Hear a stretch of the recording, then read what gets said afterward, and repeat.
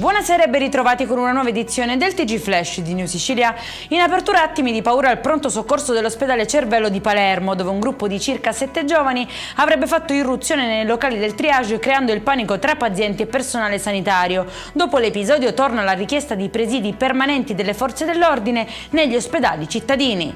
In carcere un 45enne che avrebbe aggredito il padre convivente con una sbarra di ferro ad Avola nel Siracusano. I carabinieri intervenuti a seguito di una segnalazione al 112 hanno bloccato l'uomo mentre colpiva il genitore e poi trasportato in ospedale per le cure del caso. Finisce invece ai domiciliari un 22enne a Ragusa trovato in possesso di hashish, cocaina e crack nascosti nella stanza di una struttura ricettiva del centro storico. I carabinieri, insospettiti dal suo atteggiamento nervoso durante un controllo, hanno sequestrato anche materiale per il confezionamento della droga.